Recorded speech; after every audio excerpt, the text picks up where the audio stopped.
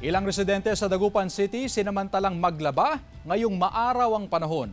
Ang detalye sa report.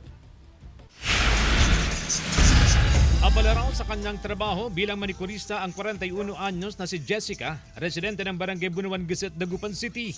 Kaya hindi siya nakapaglaba ng kanilang mga damit sa loob ng 3 araw. May oras daw siyang maglaba ngayon, kaya sinamantala na rin niya ang maayos na panahon kaninang umaga.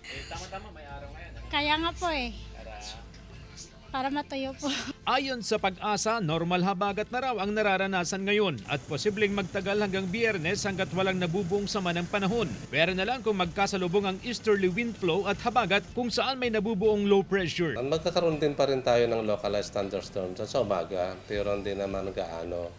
Hindi kaya na yung nakaraang araw na dire-diretso po yung ulan. Nananatiling walang nakataas na gale warning sa Pangasinan pero inaabisuhan pa rin ng autoridad ang mga mangingisda na mag-ingat sa kanilang pagpalaot. Yung susunod na araw po, ganito rin na maranasan natin habang wala tayo pang nakikita sa loob ng PAR natin, sa Philippine Area of Responsibility na mga weather event o mga low pressure area. Kasama si Henry Duminsil, CJ Torida, One North Central Luzon.